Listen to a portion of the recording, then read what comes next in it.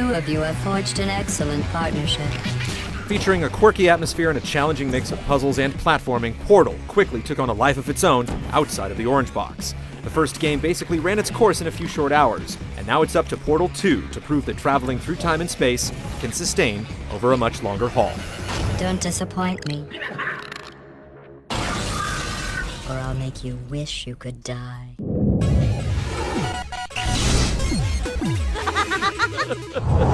You're not going to believe this. A human. I know, I wouldn't have believed either. Apparently this human escaped and nobody's seen him since. Chell thought she had escaped the Aperture Science Labs in the first game, destroying the passive-aggressive AI named GLaDOS in the process.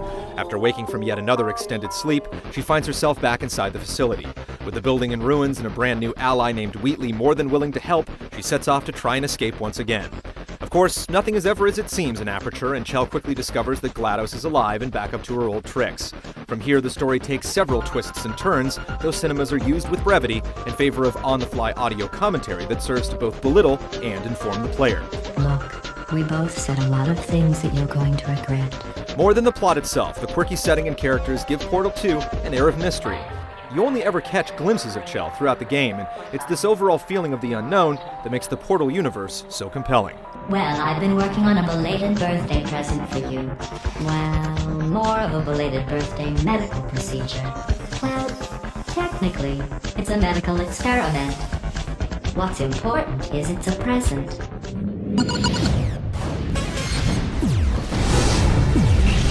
To help you remain tranquil in the face of almost certain death, Smooth Jazz will be deployed in 3, 2, 1. The first Portal was chided for being on the short side, and Valve has listened by delivering a game several magnitudes larger than the first. I don't want to go in there. Don't go in there. She's off. Don't panic over it. She's off. All fine. On we go. It's designed in distinct sections. You'll tackle one test chamber after another before things open up and it turns into a more typical adventure game, only for the cycle to repeat itself. It goes a long way towards sustaining what began as a simple room-by-room concept. You'll still get plenty of that, though. Huge chunks of the game consist of entering a room, figuring how to get out of it, and then taking a lift to where it all starts over again. Helping ease the grind is the gradual introduction of new tools. Of course, the portal gun is at the crux of everything. You essentially use it to create both ends of a portal and then zap back and forth between the two entry points. This is just the beginning, though. Eventually, you'll be manipulating all manner of objects, substances, and physics, trying to figure out how to get from the entrance to the exit of each room. Target acquired. While the single-player experience is far larger than the first game, Portal 2 also includes an equally lengthy standalone cooperative campaign you can play online or off. The PlayStation 3 and PC versions are able to communicate with each other, while the Xbox 360 version is essentially a closed system. Either way, the puzzles are a bit more challenging, but as they say, two heads are always better than one. I don't know what you think you are doing, but I don't like it. I want you to stop. Portal 2 plays significantly different in co-op. First of all, it's one test chamber after another without the cinemas and story elements prevalent in the single-player campaign. Every last room is built for two players to complete, so it's not like you have two portals to tackle a task that requires one. It mandates a lot of back and forth between you and your partner, so a headset is essential. If you don't have one, there's a fairly robust emote system to help instruct along with the location trigger to let the other player know where to drop portals. Some rooms will require that you split up, and you can hold a button to view what your other half is up to. There are also some switches that must be flipped at the exact same time, and you can initiate a timer to mitigate any lag issues. While the frills are few, there are a lot of inherent issues when playing a game this complex cooperatively. Valve has addressed almost all of them. And as our data clearly shows, humans cannot be trusted. Because the game, either solo or cooperative, is broken up into small chunks with a Save Anywhere feature, it's perfect for those who have limited time available. Despite the traditional action-adventure sections, it can exude a one-note vibe for those who try to power through it. While a hard completion time is difficult to nail down for games like this, there's plenty of content to rationalize its full price. It's the genius level design that saves the day, however. You can't help but think that people far smarter than yourself toiled away on this one. If only they had spent as much time optimizing load times. I have changed the tests to make them far more challenging and far less pointlessly fawning.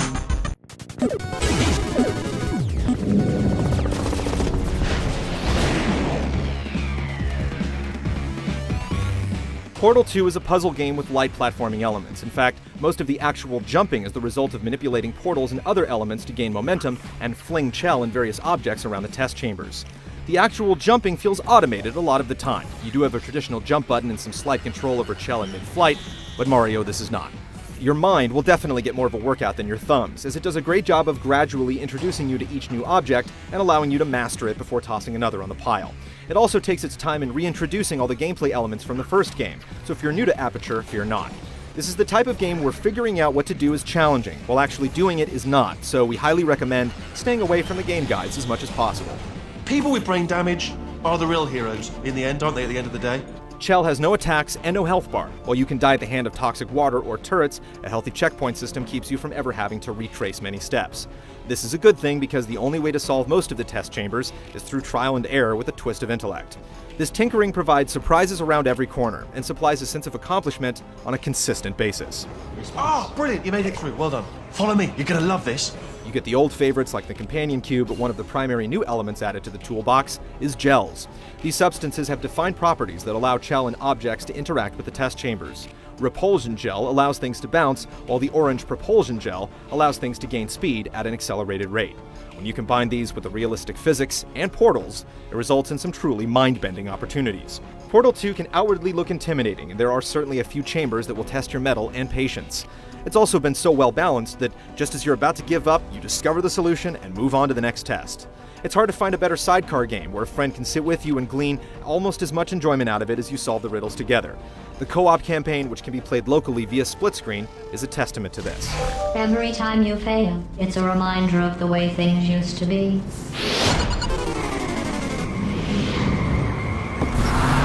Sorry about the mess. I've really let the place go since you killed me. By the way, thanks for that. Sarcasm self-test complete.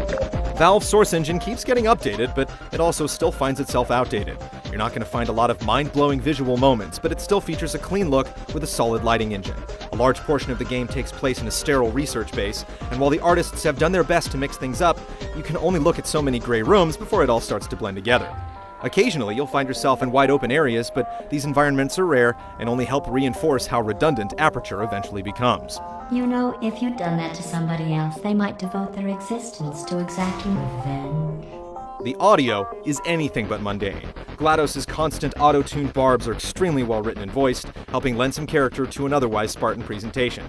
The same holds true for all the other voices in the game. You have to be dead inside not to enjoy some of the quips coming from these characters.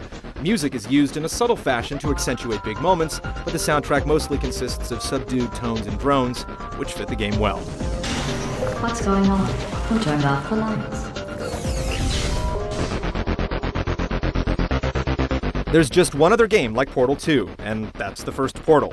Just like its predecessor, this sequel manages to wring every last ounce of enjoyment out of seemingly simple core concepts. If you're strictly into action, its slow, plodding, calculated pace will be a turnoff. Yet somehow Valve has managed to make a puzzle game that will make your pulse rise, with a never-ending daisy chain of positive reinforcement. It's bigger, more polished, and feels like a full-fledged game instead of an experiment. We highly recommend it to any player ready to leave their comfort zone and feel smart in the process. Initiating surprise in 3, 2, 1.